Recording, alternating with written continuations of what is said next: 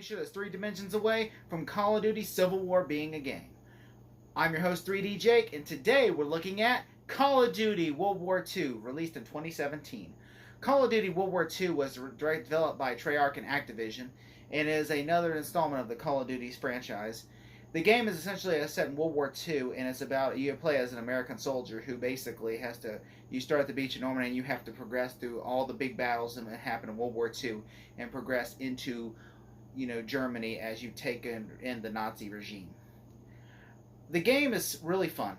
I really enjoy this game. I played this game when it first came out in 2017, and it is an intense thing. I mean, obviously there have been Call of Duty games before, like Call of Duty 2 and Call of Duty 3 and Call of Duty World at War, but Call of Duty WW2 feels like you're in there. It feels like you're almost like you're watching Saving Private Ryan, but with gameplay.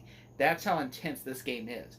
I'm sitting here watching this game, and then I start playing this game. Like, I'm sitting there just like, as I like the cutscenes or even, and I'm just like, it's just so big. Like, you're on World War II, you're seeing people just get gunned down, you're just going boom, boom, boom. You have to blow up, just when you get on the beach of Normandy, you're just rushing through it. I'm like, this is so intense. And I just, like, when I first played this game, I wasn't appreciative of it. But this game, like, I'm playing it now, replaying it, and oh my god, I'm just on the beach, and people are getting gunned down, and then another one's coming, people are just coming, and you see blood in the water, and it's just such an intense battle. And then on top of that, what I really like about the game is, not only do I like that they have real actors like Josh Duhamel and Jonathan Tucker and a couple of other actors, but I really like that, they also feels like, you are this character. Like, this is a role-playing game. Like, you actually are this person, and you have to make these moral choices. Like, for instance, when there's, like, Nazis that show up and they're trying to knife a soldier, you can easily shoot the Nazi or not punch him down or something, because if not, they're just going to stab in the heart and kill him.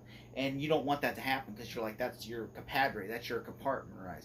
You don't want that, that's, and so basically, a lot of things happen, like, they're like planes. There's so much things that happen in this game that rely on your choices, that your morality, that you have to make these choices of, do you want to save this person? Like, for instance, there's a secret mission where you're an undercover, a British spy, that's infiltrating the Nazi Empire, and you have to go through all these, like, Nazi checkpoints and everything, and remember all this stuff, and if you don't, then they're gonna know you're a spy and kill you. And also, there's a cool sequence where you're a pilot on a plane, you're killing Nazi war pilots, and then there's even a cool snowstorm play. I forget what the famous battle that took place in the snow, where all these Nazis are coming, you have to shoot and kill all of them, and it's so intense, the big battles.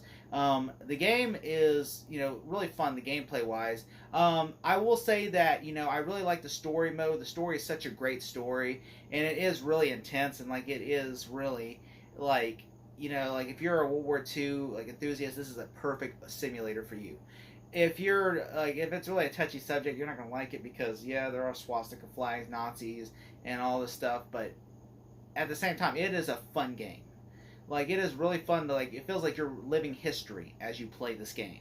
Like, I played this game years ago, and I'm just replaying it. It's just bringing back so many memories, and I really enjoy this game. And it feels like this is the closest thing to, like, a Saving Private Ryan video game.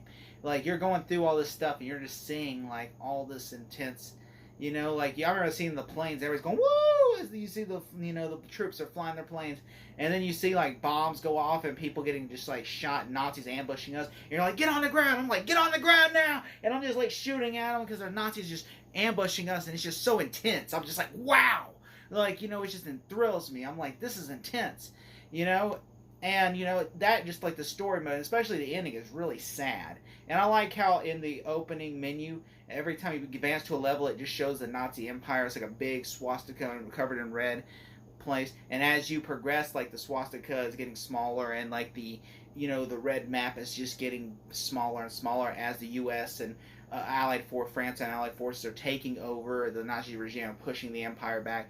That's what I really like about it. I thought that's really great.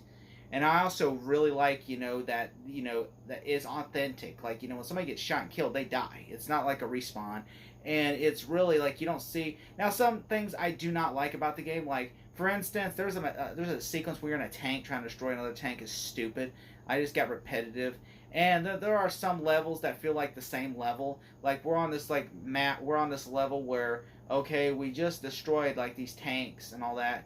that's like, we just did this thing where we're fighting over a church, and then we're doing another level that reminds me of the same thing. We just did this, only now we're with a tank, and it just kind of irks me. And I'm like, we just did this exact same freaking map. Why are we doing this again? And and just stuff like that is what irks me. And then we do like a bridge sequence, and then we have to do another bridge sequence. And I'm like, we just did this. Do we have to do this again? Like, it feels like we're just it's repetitive, and that right there irks me. And also that there's no it's only first person. I don't like that it's first person. I understand why they're trying to make it Mirage, like you are the soldier, but I kind of like the idea of it being first person, of it being third person. That way you can customize your character. But I understand, really, you don't really get to customize your character until multiplayer. There is a multiplayer mode where you can play with friends, and they try not to, because the developer said the multiplayer is supposed to be more fun, and the story mode is more of like, just a retelling of war, while the multiplayer is just more of like, you get fun, so there's no like swastikas and all that. Like, you would just never know what team you're on. Even if you're on a German team, they just called like the German team. And so I think that's really cool, because they're trying to make it fun. And also there's a cool zombie mode that you can play as, where you can just kill Nazi zombies, and it's just so fun. I really like playing the Nazi zombie mode, just killing zombies left and right. And I also like playing multiplayer with friends, but it gets sometimes repetitive, especially when there's annoying toxic players. But other than that, I mean, it's a really fun time, and I really enjoy it. The game's really fun. I mean, would I pay full price for it? No. But it was really fun. Like, I mean, it's still worth, like, like if it's a 25 to 30 bucks, I think that's worth it. I wouldn't pay full price for it, but it's still a great storyline, and it's one of the best Call of Duty, because I have issues with modern Call of Duty where they charge you for half a game, and it's not really, you're not getting your money's worth, where it's like, okay, we're basically going to give you like an hour story mode, and then the rest we're going to hold like all the expansions and zombies and all that stuff off, and you have to pay for it. And I'm like, that's bullshit.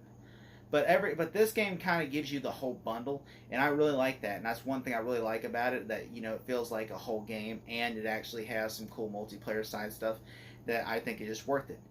So if you really are into World War II, I recommend it's the perfect World War II, and it feels like, in the graphic, the textures, the music is just so beautiful, and like the visuals just look like these iconic locations from the history.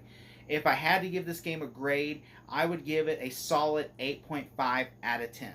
Thank you so much.